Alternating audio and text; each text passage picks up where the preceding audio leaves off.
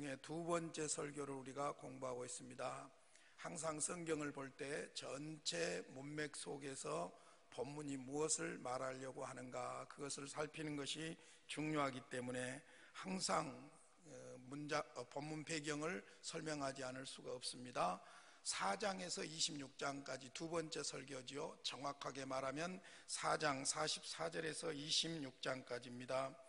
그 4장 44절에서 26장까지 내용을 또 이렇게 섹트로 나눠보면은 4장 44절에서 5장까지는 호렙산에서 받았던 율법을 반복적으로 말씀합니다. 그래서 5장을 읽으면은 출애굽기 20장을 읽은 것과 같은 그런 느낌이 드는 것은 호렙산에서 광야의 1세대 국민에게 주었던 그 호렙산의 십계명과 법을 다시 모세를 통해서 2세대 국민에게 주고 있는 것입니다. 그리고 이제 6장에서 지난주에 공부했던 9장까지, 정확하게 말하자면 10장 11절까지는 중대한 명령과 경고들을 하고 있는데, 자, 6장에서는 여호와를 사랑하라 명령이죠. 자, 율법을 주신 것이 문제가 아니라 그 율법대로 하나님을 사랑하라, 이것이 율법의 중심이에요. 7장에서는 이제 가나안 땅에 들어가서 그 원주민들을 진멸하라, 거룩한 전쟁으로서의 명령이지요. 8장에서는 교만을 경고합니다. 가나안 땅에 들어갔을 때에 되어질 일을 미리 내다보고 주신 말씀인데, 하나님을 기억하라, 교만하지 않기 위해서는 하나님이 하셨던 일들을 기억하는 것이 중요하지요. 9장에서는 소위 이 교만에서 끝나는 것이 아니라 하나님을 거역하는 독선주의를 경고하고 있습니다. 그러면서 이제 9장을 구체적으로 보시면, 지난번에 우리가 공부했지만은 1세대 국민들이 광야에서 하나님을 어떻게 거역했던가, 아주 초미의 관심사가 바로 십계명을 받고 있을 때에 아론을 중심으로 해서 금송아지를 만들어 놓고 우상 숭배한 출애굽기 32장 사건이에요.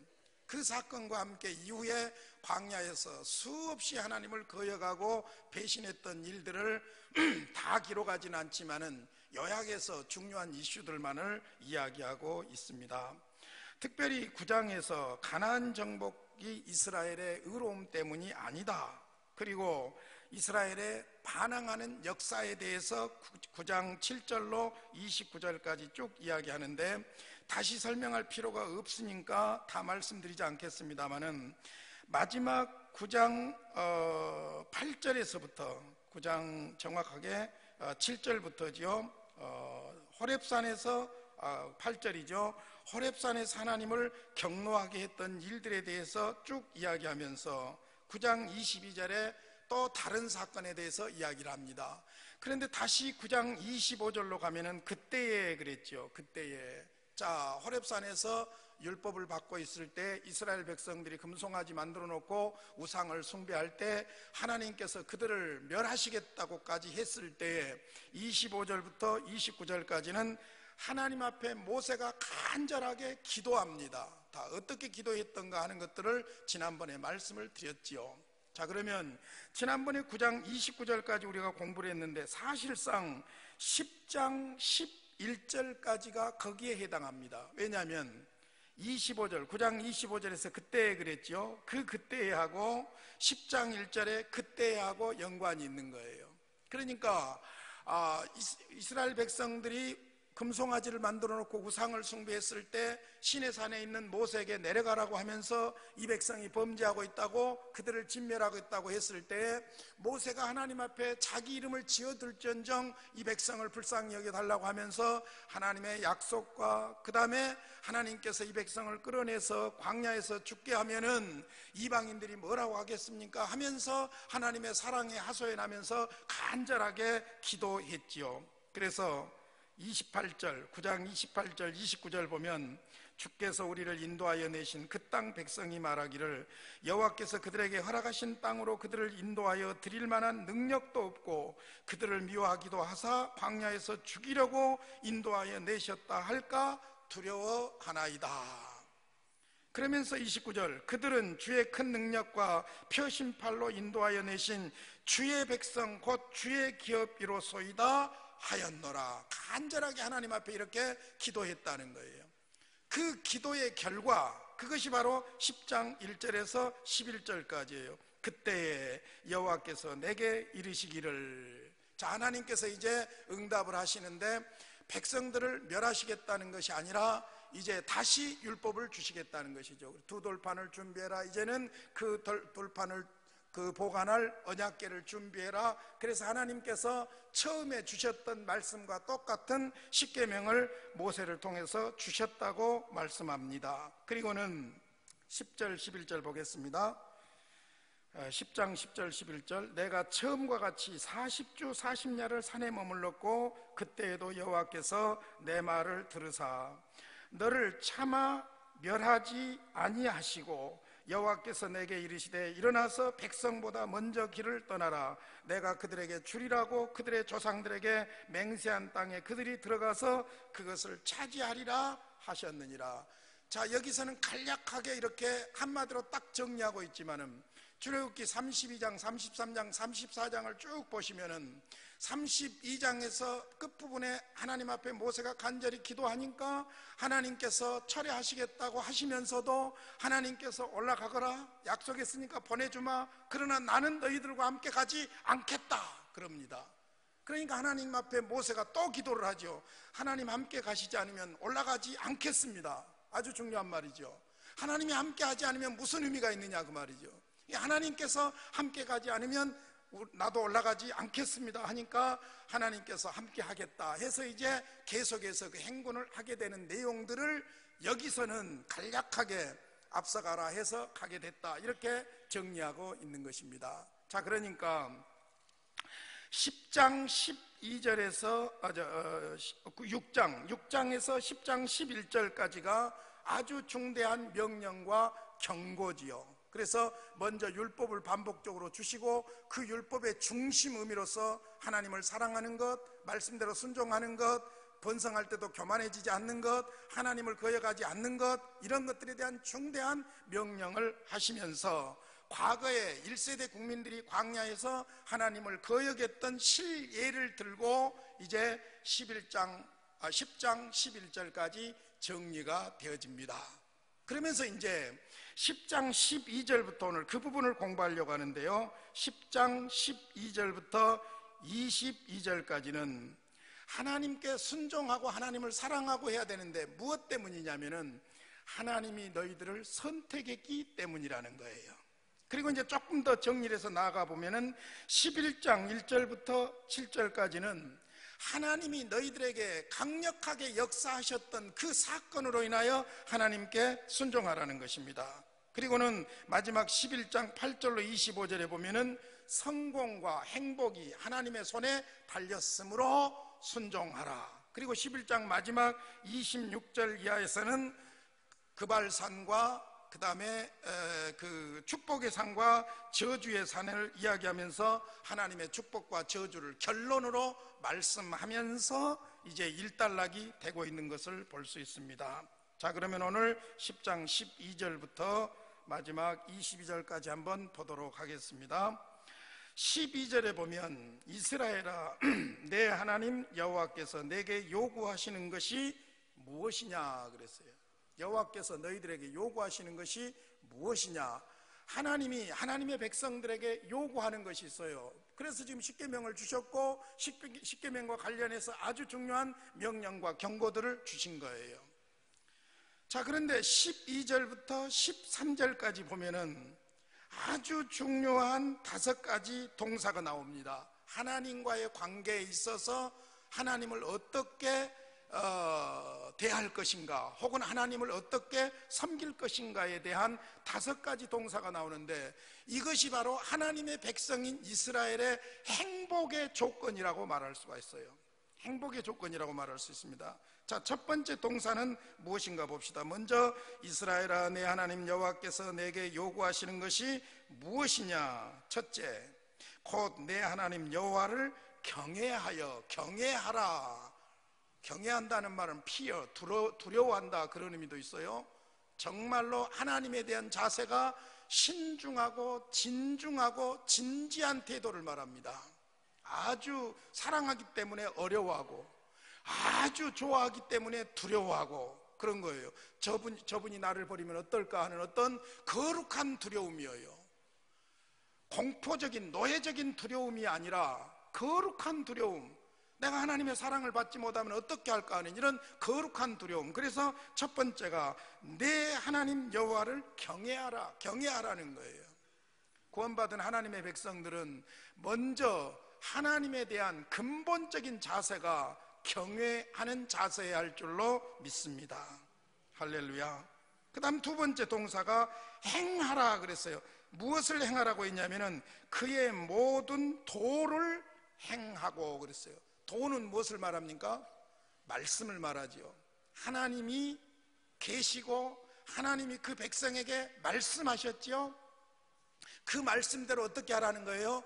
행하라는 것입니다. 그러니까 마음으로는 하나님을 정말로 존경하고 두려워하고 경외하고 거룩한 두려움을 가지고 하나님을 대하고, 그렇기 때문에 하나님의 말씀을 잘 귀담아 들어서 그 말씀대로 행해야 된다는 것입니다. 그 다음에 세 번째 동사 사랑하라. 무엇을 사랑하라고 그랬습니까? 그를 사랑하라. love him. 그를 사랑하라. 하나님을 사랑하라는 것이죠. 첫 번째가 하나님을 경외하라, 두 번째가 말씀을 행하라, 세 번째가 그 하나님을 사랑하라. 같은 말인 것 같으면서도 뉘앙스가 완전히 다른 거예요. 두려워하는 마음과 말씀대로 행하는 것과 그 다음에 하나님을 사랑하는 것과 전부가 관련이 되어 있는 것을 볼 수 있습니다. 이걸 따로 뗄 수가 없는 거예요. 사랑하는 것이죠. 세 번째로는, 네 번째로죠, 마음을 다하고 뜻을 다하여 내 하나님 여호와를 뭐다라? 섬기라. 누구를 섬기라고요? 하나님을 섬기라는 거예요. 우상을 섬기라는 것이 아니라, 다른 것을 섬기라는 것이 아니라 하나님을 섬기라. 여기 섬기라는 말은 서브지요. 서브가 다른 말로 말하자면 예배. 하나님만 예배하라는 것이죠. 이것은 개인적으로도 마찬가지고 구원받은 하나님의 백성들 공동체도 마찬가지예요. 여호와를 예배하라, 섬기라. 마지막으로 13절 한 가지 또 동사가 나옵니다. 내가 오늘 내 행복을 위하여, 자 여기서 이제 답이 나오죠. 내 행복을 위하여 내게 명하는 여호와의 명령과 규례를 뭐할 것이 아니냐? 지킬 것이 아니냐? 지키라. 지키라는 말은 순종하라 그 말이죠. 명령과 규례, 십계명만 아니라 하나님께서 옳다고 여기시는, 또 우리에게 요구하시는 그런 것들을 우리는 순종해야 된다. 근데 왜 순종한다는 말보다 여기서 지키라고 했는가? 마음적으로, 행동적으로 절제하면서 지킬 것을 지켜나가는 그런 순종을 의미하는 것이죠. 자, 5가지 동사를 통해서 하나님께서 자기 백성에게 요구하시는 요구사항들을 말씀하고 있습니다. 이스라엘아, 구원받은 하나님의 백성들이죠. 내 하나님 여호와께서 내게 요구하시는 것이 무엇이냐? 여호와를 경외하라, 도를 행하라, 그를 사랑하라, 하나님을 섬기라, 명령과 규례를 지키라. 결국 하나님과 하나님의 말씀, 거기에 대한 우리의 마음과 우리의 태도와 우리의 모든 자세가 하나님 앞에 집중돼야 될 것을 말하고 있습니다. 자, 이렇게 보면 행복의 조건은, 복의 근원이신 하나님을 떠나서는 생각할 수가 없는 거예요. 그 다음에 행복의 조건은 그분의 말씀대로 우리가 순종하며 사는 일인 줄로 믿습니다. 행복의 조건은 그분을 마음으로 진심으로 사랑하는 일인 줄로 믿습니다. 할렐루야. 이 5가지 동사가 구원받은 하나님의 백성에 대한, 백성들에 대해서 하나님이 요구하시는 것들이에요. 자, 그럼 여기서 이제 한 걸음 더 들어가 보겠습니다. 우리가 하나님을 예배하고 하나님을 말씀에 순종하고 또 하나님을 사랑하고 해야 할 이유가 뭡니까, 여러분? 한번 답을 해보십시오. 내가 아까 개론을 이야기하면서 이미 답을 말했는데 얼마나 연결해서 생각하고 있는가 보려고 그래요. 그게 뭡니까? 이유가 뭡니까? 이제 눈치가 빠른 사람들은 그 다음 내용을 딱 읽으면 정리가 돼요. 왜 우리가 하나님을 경외하고 말씀대로 행하고 그분을 사랑하고 그분을 섬기며 명령과 규례를 지켜야 되는가? 근데 행복을 위해서도 물론 그런데 행복은 주어진 결과예요. 사실은 행복은 주어진 결과예요. 그것보다 더 본질적인 것이 있어요. 그럼 12절에서도 강조되고 있는 것이 뭐냐면은 이스라엘아 내 하나님 여호와께서, 하나님과의 관계가 전제되고 있거든요. 지금 내 하나님 여호와께서 내게 요구하시는 것이 무엇이냐? 그러면 하나님과 하나님의 백성이 되게 된 근거가 중요한 거예요. 예, 그러니까 쉽게 말해서 이제 우리가 하나님을 예배하거나 하나님을 사랑하거나 말씀에 순종하거나 이런 것은 왜 그렇게 해야 됩니까? 그러면 우리가 상식적으로 나오는 답이 구원 받았으니까, 그러죠? 하나님이 나를 구원해 주셨으니까. 자, 그러면 거기까지만 가도 은혜가 넘쳐요. 그런데 그것보다 더 본질적인 것을 본문에서는 다루고 있습니다. 그게 뭐냐면은 우리가 어떻게 하나님의 백성이 되었느냐, 그거예요. 힌트. 아브라함을 누가 어떻게 했습니까? 하나님이 선택했죠. 아브라함에게 약속하신 대로 아브라함을 선택하시고 아브라함에게 약속하신 대로 하나님께서 이스라엘 백성들을 구원하시고 인도하고 계셔요. 그러면 하나님과 하나님의 백성의 관계의 근본적인 뿌리는 무엇이냐? 하나님이 선택해 주신 거예요. 이거예요. 이제 이 본질을 붙잡아야 되는 거예요. 자, 14절 가보겠습니다. 14절 15절 같이 읽겠습니다. 시작. 하늘과 모든 하늘의 하늘과 땅과 그 위의 만물은 본래 내 하나님 여호와께 속한 것이로되 여호와께서 오직 내 조상들을 기뻐하시고 그들을 사랑하사 그들의 후손인 너희를 만민 중에서 택하셨으니 오늘과 같으니라. 16절. 그러므로 너희는 마음에 할례를 행하고 다시는 목을 곧게 하지 말라. 여기서 이제 중요한 단어가 뭡니까? 선택이라는 단어가 나옵니다. 만민 중에서 택하셨으니 오늘과 같으니라. 여기서 우리가 아주 중요한 이제 선택 교리를 이해할 수 있는 거예요. 내 하나님 여호와께서 너희에게 요구하시는 것이 무엇이냐? 5가지 동사로 설명했어요. 그럼 우리가 그렇게 해야 될 이유가 뭐냐? 복 받으려고, 행복하려고? 그건 결과론적인 이야기예요. 그보다 다 본질적인 것을, 이 본질적인 것을 붙잡고 그렇게 행할 때에 행복한 삶을 살게 되는 거예요. 그것이 무엇이냐? 하나님이 나를 택해 주셨다. 할렐루야. 내가 구원을 쟁취하고 얻었다면 내가 얻어낸 것이기 때문에 그렇게 감사할 일이 아니에요. 당연한 거예요. 당연한 거. 그러나 구원은 내가 쟁취하고 얻을 수 있는 것이 아니고 어떻게 해서 시작되냐면은 하나님이 나를 택해 주신 데부터 시작되는 거예요. 할렐루야. 그런데 그 선택이 어떤 선택이냐? 14절을 다시 자세히 보시면요, 나를 선택해 주신 하나님이 어떤 하나님이신가를 먼저 알아야 돼요. 하늘과 모든 하늘의 하늘과. 왜 이 말을 할까? 히브리인들 개념 속에는 하늘을 3층천으로 보는 거예요. 3층천으로. 그러니까 땅 위에 하늘, 하늘 위에 궁창, 그 위에 하늘, 하나님 나라, 이런 식으로 생각을 한 거예요. 그러니까 하늘, 보이지 않는 모든 것까지 다 포함해서 하늘과 땅과 그 위에 만물은 본래 누구에게 속한 것이라고요? 하나님께 속했다. 어떤 하나님? 내 하나님이라고 그랬어요. 꼭 이 말을 놓치지 마세요. 나의 하나님이에요. 할렐루야. 내 하나님 여호와께 속한 것이다. 속했다는 것은, 자, 내가 만들었으면, 내가 값주고 샀으면 내 것이지요. 그러니까 만물을 하나님이 창조하셨으니까 하나님에게 속한 것이고, 그러므로 그 권리, 주권자는 하나님이신 줄로 믿습니다. 자, 그 하나님 여호와께서 그랬어요. 여호와께서. 자, 선택은 주권적인 하나님의 선택입니다. 에베소서 1장 4절, 창세전에 하나님이 그리스도 안에서 너희를 택하사 그랬어요. 창세전에 주권적으로 하나님이, 여호와께서. 이게 중요한 거예요. 여러분들이 이제 성경을 깊이 보아가기 시작하면은 선명하게 골짜기가 딱 보여요. 그러면 선택과 유기예요. 선택과 유기.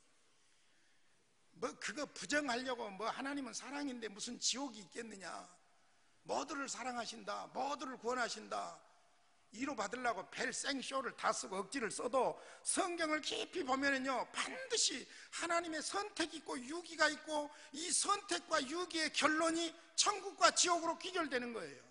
부정할 수가 없는 거예요. 그런데 하나님께서 선택하셨다, 주권적으로. 그 다음에 하나님의 선택은 어떤 선택이냐면요, 오늘 본문에 자세히 안 나타나 있지만은 무조건적인 선택이에요. 어떤 조건을 보고 선택한 것이 아니에요. 하나님이 주권적으로 그냥 선택한 거예요. 자, 예를 들어서 하나님께서 아브라함을 선택하셨을 때, 아브라함은 특별한 인종이기 때문에 하나님이 선택했다? 아니지요.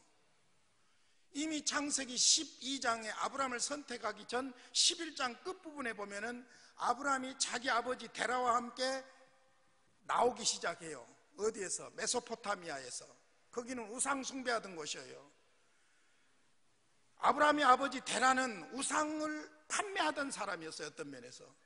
그러니까 그때 당시에 문명국인 메소포타미아, 지금의 문명국인 미국에서 우상 숭배하고 우상 장사했던 똑같은 평범한 필람에 불과해요. 보통 사람이에요. 그런데 하나님께서 아브라함을 선택해서 불러내신 거예요. 데라와 함께 나오다가 하란에서 데라가 죽고 아브라함이 이제 나오게 됩니다. 자기 아버지 데라가 죽을 때까지 기다렸다가 나오게 되죠. 그리고 이제 12장에서 하나님께서 구체적으로 아브라함을 부르십니다. 그게 뭐냐? 선택하신 것이죠. 저는 어렸을 때 주일학교 때부터 아브라함 그러면은 요즘 애기들 노래로 마징가 젯 인조 인간 뭐 노래 부른 것처럼 아브라함 그러면 특수인종인 줄 알았고, 다윗 그러면은 특별한 인종인 줄 알았어요. 아니에요. 아브라함 우리와 똑같이 그때 당시에 우상 숭배하던 평범한 사람인데 하나님이 선택해서 불러낸 거예요. 아브라함에게 자랑할 만한 아무런 조건이 없는 거예요. 그래서 첫째, 하나님이 주권적으로 선택했다. 두 번째, 무조건적인 선택이다. 한번 신명기 한번 볼까요? 7장. 신명기 7장 7절 한번 보십시오. 그 말씀을 연결해주는 아주 중요한 말이에요. 7장 7절 같이 봅니다. 시작. 여호와께서 너희를 기뻐하시고 너희를 택하심은 너희가 다른 민족보다 수요가 많기 때문이 아니니라. 너희는 오히려 모든 민족 중에 가장 적으니라. 자, 하나님이 이스라엘 민족을 선택한 것이 수가 많다든지 무슨 하나님이 그들에게 아부할 만한 것이 있다든지 그런 게 아니라는 거예요. 여러분, 선택 교리가 분명해야 됩니다. 그래서 주권적으로 하나님이 선택했다. 두 번째로는 무조건적으로 선택했다. 그런데 15절을 계속 보시면요, 기뻐하시고 내 조상들을, 아브라함을 이시해서 내 조상들을 기뻐하시고 그들을 뭐다사 사랑하사. 핵심은 그거예요. 하나님이 그들을 선택했고 사랑했어요. 할렐루야. 신학적으로 많은 걸 이야기할 수 있겠지만 오늘 밤 세 가지를 꼭 기억하십시오. 하나님이 나를 선택했습니다. 에베소 1장 4절에 있는 대로 창세전에 그리스도 안에서 나를 택했습니다. 하나님이 주권적으로 선택했습니다. 무조건적으로 선택했습니다. 세 번째로는 나를 사랑하여 선택하셨습니다. 할렐루야. 그러므로 너희는 마음에 할례를 행하고 다시는 목을 곧게 하지만, 네가 잘나서 복받은 것처럼, 네가 잘나서 구원받은 것처럼 그렇게 하지 마라. 마음의 표피를 베어라. 그 말은 무슨 말이에요? 교만한 거 꺾어라 그거예요. 모든 것은 하나님이 선택해 주신 은혜다. 할렐루야. 그래서 여러분들이 지금 우리 교회는 하이델베르그 요리 문답을 계속 공부하고 있고, 혹시 소요리 문답 방송을 계속 들으신 분들은 알겠지만은 우리가 구원에 이르도록 하는 생명에 이르는 회개가 있어요. 생명에 이르는 회개. 그런 사람들만이 예수님을 나의 구주로 참으로 믿게 돼요. 참 믿음이에요. 그 근거가 뭐냐? 하나님이 택한 사람들이에요. 그러면 자, 결론으로 이렇게 말할 수 있어요. 하나님이 누구를 위해서 십자가에 죽으셨는가? 택한 자들을 위해서. 할렐루야. 택한 자들을 위해서예요. 그러니까 우리가 하나님을 경외한다든지 우리가 하나님의 말씀을 행한다든지, 우리가 하나님을 섬긴다든지 사랑한다든지 명령과 규례를 지킨다든지 하는 근본적인 이유는 무엇이냐? 하나님이 나 같은 것을 주권적으로 무조건적으로 사랑으로 택해 주셨기 때문인 줄로 믿습니다. 그래서 이제 16절부터 목을 곧게 하지 말라고 하면서 그 하나님을 늘 기억하면 우리가 선택된 사람들로서 어떤 삶을 살 수 있냐면은 선택 교리가 우리의 삶에 적용이 됩니다. 첫 번째로는 마음의 할례를 받으라 그랬죠. 겸손하게 됩니다. 할렐루야. 구원이 내 공로나 내 의지나 내 조건이 아니라 하나님의 주권적인 선택과 무조건적인 선택과 사랑의 선택으로 내가 구원받았다는 사실을 생각할 때 우리는 무조건 하나님 앞에 겸손할 수밖에 없고 하나님의 은혜에 감사할 수밖에 없는 줄로 믿습니다. 두 번째로 17절 같이 읽겠습니다. 시작. 너희의 하나님 여호와는 신 가운데 신이시며 주 가운데 주시오 크고 능하시며 두려우신 하나님이시라. 사람을 외모로 보지 아니하시며. 자, 두 번째 아주 중요한 선택 교리의 적용입니다. 하나님이 나 외모 보고 선택했습니까? 아닙니다. 그렇다면 내가 사람을 대할 때 어떻게 대해야 됩니까? 외모로 대해서는 안 된다는 거예요. 사람은 사람으로 대해야 할 줄로 믿습니다. 개가 아무리 영리해도 개는 개고, 사람이 아무리 미련해도 사람은 사람이고. 할렐루야. 그러니까 우리가 사람을 대할 때에 하나님의 사랑으로 무조건적으로 주권적으로 나를 선택해 주신 하나님을 늘 생각하게 되면은 사람을 대할 때도 외모로 대하지 않아야 된다는 거예요. 그 다음에 세 번째로 그 다음 구절에 뇌물을 받지 아니하시고. 하나님은 어떤 하나님이냐? 우리처럼 뇌물 받고 바뀌는 게 아니에요. 뇌물 받고 바뀌는 게 아니에요.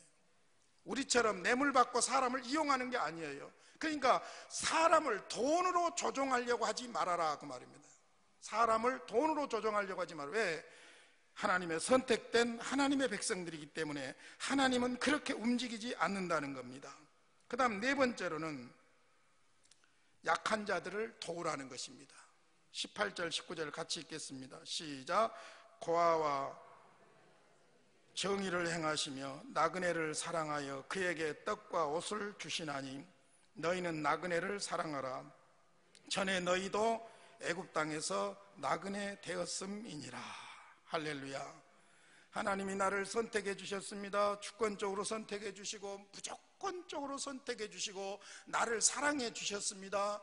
그래서 하나님이 애굽에서 출애굽시켜 주셨고 광야에서 먹여 주시고 입혀 주셨고, 그러므로 이제 가나안 땅에도 들어가게 하실 것입니다. 그러므로 내가 애굽에서 종살이했던 것을 생각해 보고 광야에서 나그네로 살았던 걸 생각해 보면 하나님께서는 어떤 사람들을 사랑하시느냐? 종과 같이 약하고 나그네와 같이 약한 사람들을 사랑하시는 하나님이시다.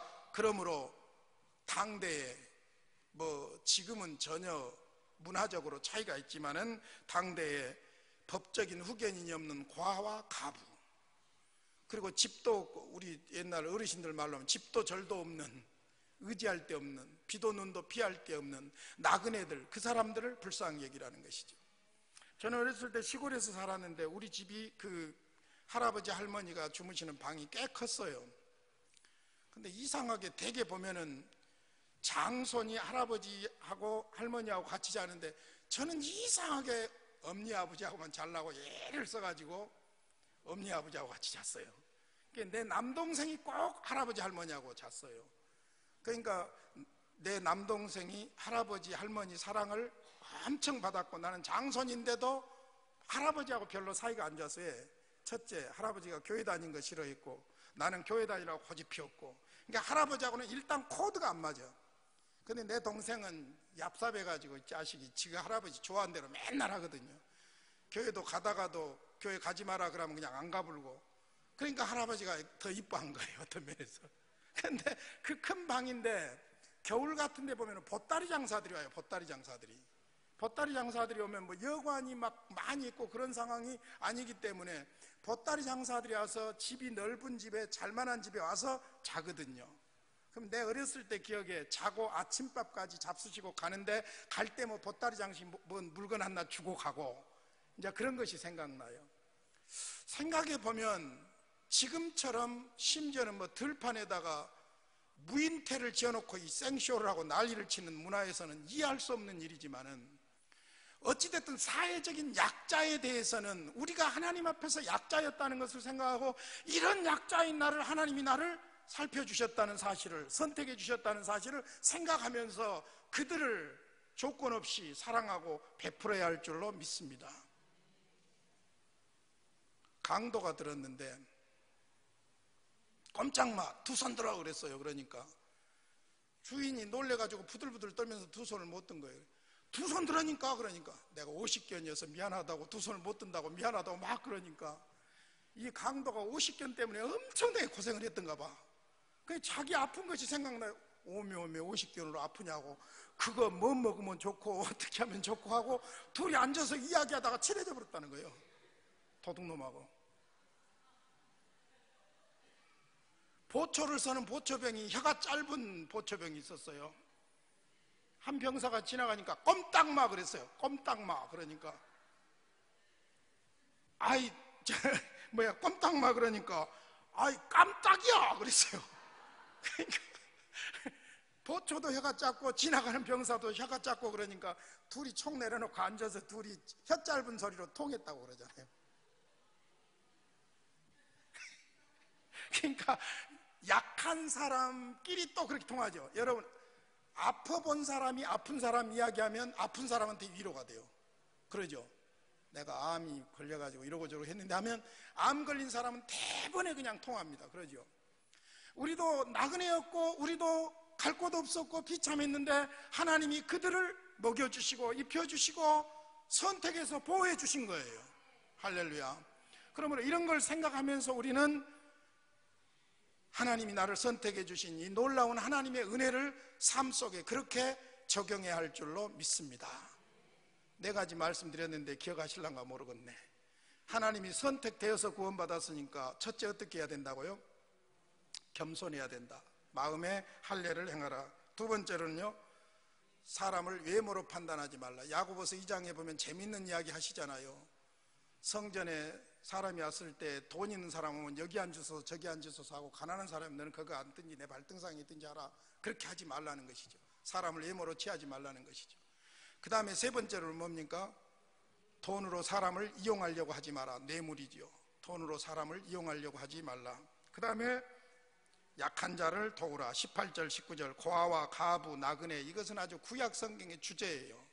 마지막에 이제 적극적인 것이 하나 있어요. 20절부터 쭉 22절까지인데 먼저 20절 같이 한번 보겠습니다. 시작. 경외하여 그를 섬기며 의지하고 그의 이름으로 맹세하라. 모든 것은 나를 선택해 주신 하나님을 의지해라. 근데 여기 재미있는 표현이 여호와를 경외하며 그를 섬기며 그에게 의지하고, 이 의지한다는 말이 친근하게 따른다 그런 말이 있어요. 더 적극적인 이야기를 한다면 연애하고 그 말이에요. 하나님과 연애한 마음으로 살아야 된다는 거예요. 할렐루야. 그것이 바로 선택된 하나님의 백성들의 삶인 줄로 믿습니다. 21절 22절 같이 읽습니다. 시작. 그는 내 찬송이시오 내 하나님이시라. 내 눈으로 본 이같이 크고 두려운 일을 너를 위하여 행하셨느니라. 애굽에 내려간 내 조상들이 겨우 70인이었으나 이제는 내 하나님 여호와께서 너를 하늘의 별같이 많게 하셨느니라. 10장 12절에서 마지막 22절까지를 한마디로 딱 한 문장으로 정리한다면 선택된 하나님의 백성이므로 하나님을 사랑하라. 할렐루야. 근데 이제 냄새가 나요. 22절 보니까 21절 22절 보니까 크고 두려운 일을 너를 위하여 행하셨다. 내 하나님 여호와께서 70명밖에 안 내려간 사람들을 하늘의 별같이 많게 하셨다. 이 말을 함으로써 이제 다음 주에 생각할 11장 1절에서 7절까지는 하나님이 행하신 큰 일을 생각하면서 하나님을 사랑하라. 할렐루야. 오늘은 나를 선택해 주신 하나님 때문에 하나님을 사랑하라. 할렐루야. 우리가 무엇을 얻기 위해서 자꾸 행복하는데 행복의 조건으로서가 아니라 오히려 이미 선택해 주신 복받은 하나님의 백성으로서 이렇게 사는 것이 행복을 위한 아름다운 삶인 줄로 믿습니다.